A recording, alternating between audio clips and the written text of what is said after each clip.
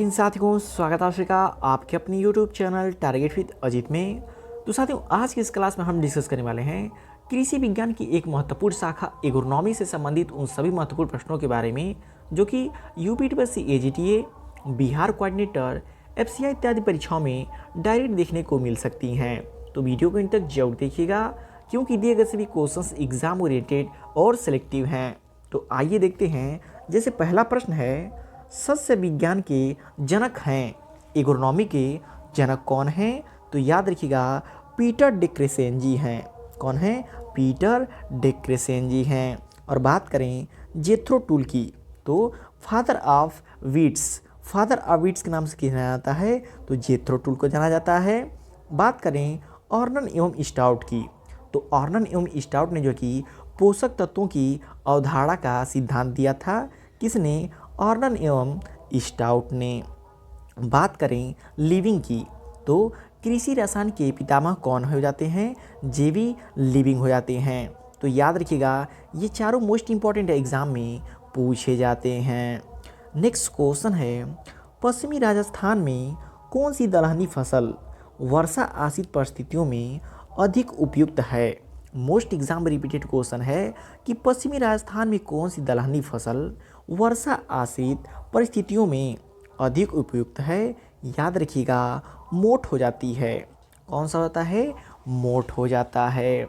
Next question है, निम्न में से कौन सा वृद्धि अवरोधक हार्मोन है? साथियों आप सभी के एजीटी एग्जाम में हार्मोन से संबंधित एक क्वेश्चन 100% पूछा जाना है, जिसमें ये क्वेश्चन मोस्ट इंपॉर्टेंट है, इसलिए इस क्वेश्चन को डबल स्टार मार्क कर लीजिएगा कि निम्न में से कौन सा वृद्धि अवरोधक हार्मोन है?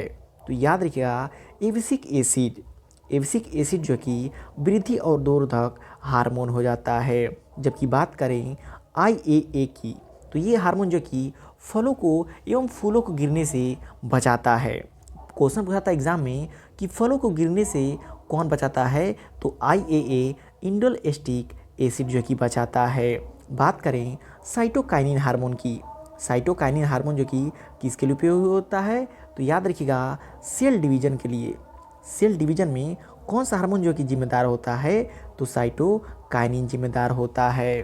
तो इन सभी पॉइंट्स को याद करते जाइएगा, ये सभी मोस्ट इंपॉर्टेंट हैं और एग्जाम में पूछे जाते हैं। तो साथियों क्वेश्चन का लेवल आप सभी को देख के पता चल रहा होगा कि दिए गए सभी क्वेश्चंस एग्जाम ओरिएंटेड और सिलेक्टिव हैं। तो वीडियो की क्वालिटी और कंटेंट आप सभी लोग को पसंद आ रहा हो तो प्लीज़ वीडियो को लाइक और चैनल को सब्सक्राइब जरूर कर लीजिएगा। नेक्स्ट क्वेश्चन है, मोठ के लिए प्रति हेक्टेयर बीज दर है, मोठ की फसल के लिए प्रति हेक्टेयर सीड रेट कितनी लगती है? तो याद रखिएगा 10 से 12 किलोग्राम प्रति हेक्टेयर लगता है। मोठ के लिए प्रति हेक्टेयर बीज दर की बात करें तो 10 से 12 किलोग्राम प्रति हेक्टेयर के हिसाब से लगता है। नेक्स्ट क्वेश्चन है, कैलोट्रोपिक्स के बीज का प्रकीर्णन किससे होता है?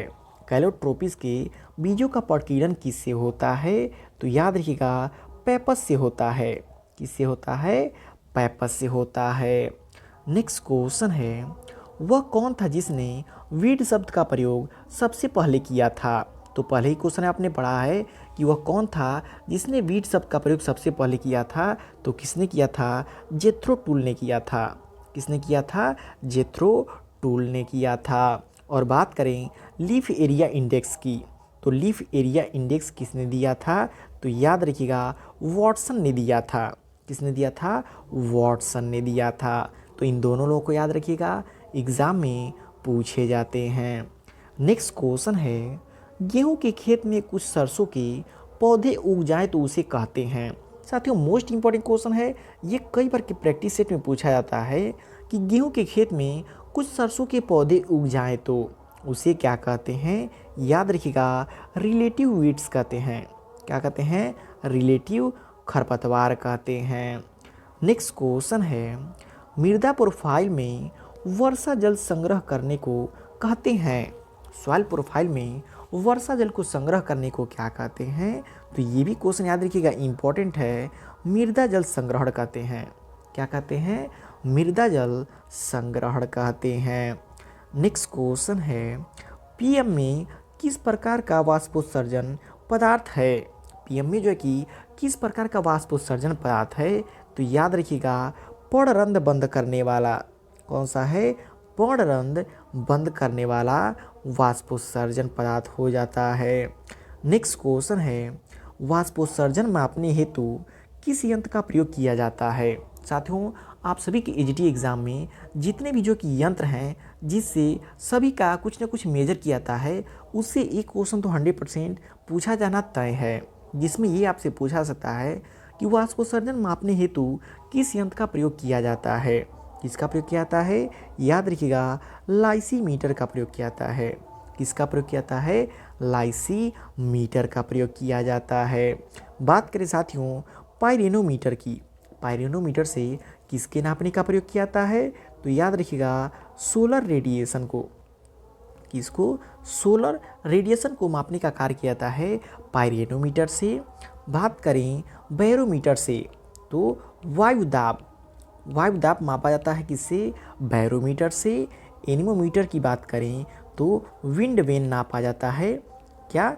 विंड वेन जो कि मापा जाता है एनीमोमीटर से। तो बात करें लाइसीमीटर से वाष्पोत्सर्जन मापा जाता है, बैरोमीटर से वायुदाब मापा जाता है और पाइरोनोमीटर से सोलर रेडिएशन मापा जाता है। ये सभी इंपॉर्टेंट हैं, सभी को नोट करते जाइएगा। नेक्स्ट क्वेश्चन है, पूर्वइया हवाओं से अभिप्राय है। पूर्वइया हवाओं से अभिप्राय क्या होता है? तो याद रखिएगा जो पूर्वइया हवाएं होती हैं वो पूर्व से पश्चिम की ओर चलने वाली हवाएं होती हैं। जो पूर्वइया हवाएं होती हैं वो पूर्व से पश्चिम की ओर चलने वाली हवाएं होती हैं। और बात करें पछुआ हवाओं की, क्योंकि आप सभी जानते होंगे बोला जाता है पूर्वा हवा चल रही है और पछुआ हवा चल रही है। तो वही क्वेश्चन पूछा जा रहा है कि पूर्वइया हवाओं से अभिप्राय ये होता है कि पूरब से पश्चिम की ओर हवाएं चलती हैं, और जब पछुआ हवा की बात करें तो पश्चिम से पूर्व की ओर हवाएं चलती हैं। तो यही दोनों में डिफरेंस है और आप सभी के एग्ज़ाम में पूछा जा सकता है, तो दोनों को नोट कर लीजिएगा। नेक्स्ट क्वेश्चन है, अल्प अवधि मौसम पूर्वानुमान की अवधि है। अल्प अवधि मौसम पूर्वानुमान की अवधि क्या होती है? तो याद रखिएगा 1 से 2 दिन होती है। कितनी होती है? 1 से 2 दिन होती है। और वहीं बात करें जो कि मध्यम अवधि पूर्वानुमान की, क्योंकि एग्ज़ाम में पूछाता है मध्यम अवधि पूर्वानुमान मौसम की जो कि अवधि कितनी होती है, तब याद रखिएगा 3 से लेकर के 10 दिन तक होती है। कितनी होती है? 3 से लेकर के 10 दिन तक होती है। तो इन दोनों को याद रखिएगा, इन्हीं दोनों में से बार बार एग्ज़ाम में पूछे जाते हैं। नेक्स्ट क्वेश्चन है, फसलों में सिंचाई कार्यक्रम किसने दिया? फसलों में जो भी आप इरिगेशन करते हैं उसका कार्यक्रम किसने दिया? तो इम्पोर्टेंट क्वेश्चन है, जरूर इसको नोट कर लीजिएगा कि फसलों में सिंचाई कार्यक्रम किसने दिया था? NG दस्ताने ने दिया था। किसने दिया था? NG दस्ताने ने दिया था। तो इम्पोर्टेंट क्वेश्चन, इसको आप नोट कर लीजिएगा। नेक्स्ट क्वेश्चन है, मक्का की महत्वपूर्ण अवस्था कौन सी है? मक्का में जो कि इरिगेशन की जो कि क्रिटिकल स्टेज कौन सी होती है? तो याद रखिएगा टिशलिंग भी होती है, सिल्किंग भी होती है और डफ स्टेज भी होती है। ये तीनों जो कि मक्के में सिंचाई के लिए महत्वपूर्ण क्रांतिक अवस्थाएं हो जाती हैं, इसलिए राइट आंसर ऑप्शन डी हो जाएगा कि उपरोक्त सभी। तो इम्पॉर्टेंट क्वेश्चन है, याद रखिएगा, बार बार एग्जाम में पूछा जाता है। नेक्स्ट क्वेश्चन है, सीडी माई किससे संबंधित है? सीडी माई जो कि किस फसल से संबंधित है? तो मोस्ट एग्जाम रिपीटेड क्वेश्चन, इसको डबल स्टार मार्क कर लीजिएगा कि सीडी माई जो कि बीटी कॉटन फसल से संबंधित है। किससे संबंधित है? बीटी कॉटन फसल से संबंधित है।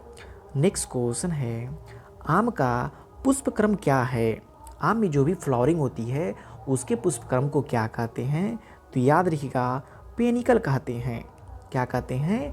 पेनिकल कहते हैं। और बात करें धान की, तो जो धान का पुष्पक्रम होता है उसे भी पेनिकल ही कहा जाता है।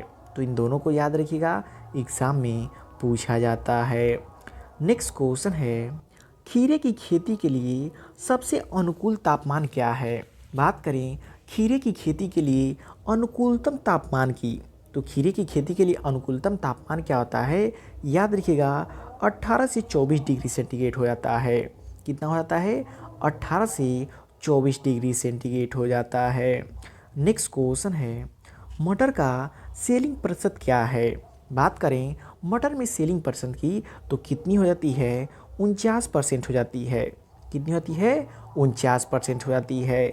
वहीं एग्जाम में बार बार पूछा जाता है मूंगफली में जो है कि सेलिंग परसेंटेज कितनी होती है? तो याद रखिएगा 70% होती है। कितनी होती है? 70% होती है। तो याद रखिएगा मटर की बात करें, मटर में सेलिंग परसेंट 49% होती है और मूंगफली में सेलिंग परसेंट जो कि 70% होती है। तो दोनों को याद रखिएगा। नेक्स्ट क्वेश्चन है, केले में सिगाटोका रोग का कारण बनने वाला जीव क्या है? केले में सिगाटोका रोग का कारण बनने वाला जीव कौन सा है? तो याद रखिएगा सर्कोस्पोरा म्यूसिकोला हो जाता है। कौन सा होता है? सर्कोस्पोरा म्यूसिकोला हो जाता है। नेक्स्ट क्वेश्चन है, चावल के ग्रासी स्टंट वायरस रोग का प्रसार किसके द्वारा होता है? जो चावल में ग्रासी स्टंट वायरस रोग होता है उसका प्रसार किसके द्वारा होता है? तो याद रखिएगा ब्राउन प्लांट हॉपर के द्वारा होता है। किसके द्वारा होता है? ब्राउन प्लांट हॉपर के द्वारा होता है। क्या होता है? चावल के ग्रासी स्टंट वायरस रोग का प्रसार। साथियों ये धान का मोस्ट इम्पॉर्टेंट क्वेश्चन है, एग्जाम में आपसे डायरेक्ट देखने को मिल सकता है, तो इसको आप ज़रूर नोट कर लीजिएगा। तो साथियों वीडियो की क्वालिटी कंटेंट आप सभी को पसंद आ रहा हो तो प्लीज़ वीडियो को लाइक और चैनल को सब्सक्राइब जरूर कर लीजिएगा। नेक्स्ट क्वेश्चन है, लघु कृषक विकास एजेंसी के अध्यक्ष कौन होते हैं? बात करें लघु कृषक विकास एजेंसी के अध्यक्ष कौन होते हैं? तो इम्पोर्टेंट क्वेश्चन है, याद रखिएगा डिस्ट्रिक्ट कलेक्टर होते हैं। कौन होते हैं? डिस्ट्रिक्ट कलेक्टर होते हैं लघु कृषक विकास एजेंसी के अध्यक्ष। तो इम्पोर्टेंट क्वेश्चन है, नोट कर लीजिएगा। नेक्स्ट क्वेश्चन है, कृषि जलवायु खंड किस आधार पर विभक्त किए जाते हैं? जो भी कृषि जलवायु खंड होते हैं किसके आधार पर विभक्त किए जाते हैं? तो याद रखिएगा फसलों के आधार पर, मृदा के आधार पर और वहाँ की जलवायु के आधार पर। तो जो भी कृषि जलवायु खंड होते हैं वो इन सभी के आधार पर विभक्त होते हैं, इसलिए राइट आंसर ऑप्शन डी हो जाएगा कि उपयुक्त सभी के आधार पर। नेक्स्ट क्वेश्चन है, शुष्क खेत क्षेत्रों में मानसूनी वर्षा का प्रचलन है। शुष्क खेत क्षेत्रों में मानसूनी वर्षा का प्रचलन क्या होता है? तो याद रखिएगा मानसून का देरी से आना, मध्य में सूखा पड़ना और मानसून जल्दी से आना। तो ये तीनों पर जो कि निर्भर करता है शुष्क खेत क्षेत्रों में मानसूनी वर्षा का प्रचलन। तो इसलिए राइट आंसर ऑप्शन डी हो जाएगा उपरोक्त सभी। तो इम्पॉर्टेंट क्वेश्चन है, नोट कर लीजिएगा। नेक्स्ट क्वेश्चन है, पहाड़ी ढाल पर समुच्च पर सीढ़ी नुमा निर्माण को कहते हैं। पहाड़ी ढाल पर समुच्च पर सीढ़ी नुमा निर्माण को क्या कहते हैं? तो याद रखिएगा बेंच टेरेसिंग कहते हैं। क्या कहते हैं? बेंच टेरेस कहते हैं। और एग्जाम में क्वेश्चन बार बार पूछा था सॉइल साइंस में कि जो है कि बेंच टेरेस में ढाल का अनुपात क्या होता है? तो याद रखिएगा कितना होता है? 16 से 33% हो जाता है। कितना होता है? 16 से 33% हो जाता है बेंच टेरेस में ढाल की लंबाई। और वहीं बात करें जिंक टेरेस की जो कि ढाल की लंबाई क्या होती है? तो याद रखिएगा 3 से 10% हो जाती है। तो जब बात करें बेंच टेरेस की 16 से 33% हो जाती है और जिंक टेरेस की बात करें तो 3 से 10% हो जाती है। तो इम्पॉर्टेंट क्वेश्चन है, नोट कर लीजिएगा। नेक्स्ट क्वेश्चन है, जीरो टिलेज तकनीकी किसके लिए उपयुक्त है? जो जीरो टिलेज तकनीकी होती है किस प्रकार के सॉइल के लिए उपयुक्त होती है? तो याद रखिएगा बलुई सॉइल के लिए उपयुक्त होती है। जो भी जीरो टिलेज तकनीकी होती है ओनली बलुई मृदाओं के लिए उपयुक्त होती है और किसी मृदाओं के लिए उपयुक्त नहीं होती है। नेक्स्ट क्वेश्चन है, गेहूं के खेत में कुछ सरसों के पौधे उग जाएं तो उसे कहते हैं। ये क्वेश्चन 2 बार टाइपिंग हो गया है। याद रखिएगा रिलेटिव खरपतवार हो जाते हैं। क्या होते हैं? रिलेटिव खरपतवार हो जाते हैं। नेक्स्ट क्वेश्चन है, निम्न में से गेहूं का हूबहू खरपतवार कौन सा है? साथियों मोस्ट एग्जाम रिपीटेड क्वेश्चन है कि निम्न में से कौन गेहूं का हूबहू खरपतवार है? तो कौन सा होता है? याद रखिएगा कैनरी घास हो जाता है। कौन सा होता है? कैनरी घास होता है। गेहूं का हूबहू खरपतवार। नेक्स्ट क्वेश्चन है, निम्न में से जलीय खरपतवार का उदाहरण है। इनमें से कौन सा एक जो कि एक्वाटिक वीड्स हो जाती है? तो बात करें इकोर्निया, कासिपस, साल्वेनिया, वेलेसिनेरिया, ये सभी जो कि जलीय खरपतवार के उदाहरण हैं। इसलिए राइट आंसर ऑप्शन डी हो जाएगा उपरोक्त सभी, कि इकोर्निया, कासिपस, साल्वेनिया और वेलेसिनेरिया, ये सभी जो कि जलीय खरपतवार की श्रेणी में आते हैं। नेक्स्ट क्वेश्चन है, वाष्पशील शाकनाशी का उदाहरण है। बात कर रहा है वाष्पशील शाकनाशी के एग्जाम्पल की। तो याद रखिएगा ईपीटीसी, ईपीटीसी जो कि वाष्पशील शाकनाशी हो जाता है। नेक्स्ट क्वेश्चन है, इनमें से कौन सी नकदी फसल से संबंधित है? इन चारों में से आपको बताना है कौन सा एक जो कि कैश क्रॉप से संबंधित है। तो कौन सा संबंधित है? तंबाकू जो कि कैश क्रॉप का एग्जाम्पल हो जाता है। तंबाकू के अलावा बात करें, गन्ना भी आपका कैश क्रॉप का एग्जाम्पल होता है और आलू भी आपका कैश क्रॉप का एग्जाम्पल हो जाता है। बाकी बात करें मूंग की, तो मूंग याद रखिएगा कैच क्रॉप का एग्जाम्पल होता है। किसका? कैच क्रॉप का एग्जाम्पल होता है मूंग। और मूंग से संबंधित एक मोस्ट इंपॉर्टेंट क्वेश्चन याद रखिएगा, मूंग को जो कि गोल्डन ग्राम के नाम से जाना जाता है। किसके नाम से? गोल्डन ग्राम के नाम से भी जाना जाता है। तो इंपॉर्टेंट क्वेश्चन है, बार बार एग्जाम में पूछा जाता है। नेक्स्ट क्वेश्चन है, निम्न में से कौन सा द्विवार्षिक खरपतवार है? इन चारों में से आपको बताना है कौन सा एक ऐसा है जो कि द्विवार्षिक खरपतवार है। तो कौन सा है? बात करें साइनोडोन डिक्लोटॉन की, यह जो कि बहुवर्षीय खरपतवार है। चिनोपोडियम एल्बम की यदि बात करें तो यह जो कि एक वर्षीय खरपतवार है। साइप्रस एस्कुलेंटस की बात करें तो ये भी जो कि बहुवर्षीय खरपतवार है। तो बच कौन सा जा रहा है? सीरसियम वल्गेयर। जो सीरसियम वल्गेयर होता है ये जो कि द्विवार्षिक खरपतवार हो जाता है। तो इम्पोर्टेंट क्वेश्चन है, याद रखिएगा। नेक्स्ट क्वेश्चन है, निम्न में से कौन सा खरपतवार नियंत्रण उपाय सफसली तथा फसलबंद खरपतवारों के लिए प्रभावी है? निम्न में से कौन सा खरपतवार नियंत्रण उपाय सफसली तथा सफसलबंद खरपतवारों के लिए प्रभावी है?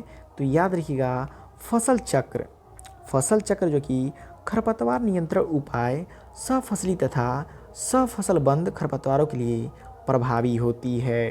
तो इम्पोर्टेंट क्वेश्चन है, याद रखिएगा। नेक्स्ट क्वेश्चन जो कि मोस्ट एग्जाम रिपीटेड क्वेश्चन है, सबसे लोकप्रिय फास्फोरस उर्वरक है। जब बात करें सबसे लोकप्रिय फास्फोरस उर्वरक की तो कौन सा होता है? डाई अमोनियम फास्फेट होता है, डीएपी होता है। और एग्जाम में क्वेश्चन होता है डीएपी में जो कि फास्फोरस की मात्रा कितनी होती है? तो याद रखिएगा 46% होती है। कितनी होती है? 46% होती है। और वहीं एग्जाम पूछता है सिंगल सुपर फास्फेट में जो कि सल्फर की मात्रा कितनी पाती है? तो 12% पाई जाती है। कितनी पाई जाती है? 12% पाई जाती है। नेक्स्ट क्वेश्चन है, मुख्य फसल की पैदावार बढ़ाने हेतु उगाई जाने वाली फसल को कहते हैं। मुख्य फसल की पैदावार बढ़ाने हेतु उगाई जाने वाली फसल को क्या कहते हैं? तो याद रखिएगा संवर्धन फसल कहते हैं। क्या कहते हैं? संवर्धन फसल कहते हैं। तो इम्पोर्टेंट क्वेश्चन है, नोट कर लीजिएगा। नेक्स्ट क्वेश्चन है, पृथ्वी की सतह से ऊंचाई पर जाने पर ताप एवं दाब क्रमशः दोनों जो कि घटते हैं। पृथ्वी की सतह से ऊंचाई पर जाने पर ताप एवं दाब दोनों जो कि क्रमशः घटते जाते हैं। तो साथियों, ये रहे आपके कृषि विज्ञान के एग्रोनॉमी टॉपिक से संबंधित वे सभी संभावित प्रश्न जो कि आप सभी के यूपीटी एग्जाम में देखने को मिल सकते हैं। तो वीडियो आपको कैसा लगा कमेंट करके फीडबैक जरूर दीजिएगा, और वीडियो पसंद आए प्लीज़ वीडियो को लाइक और चैनल को सब्सक्राइब जरूर कर लीजिएगा।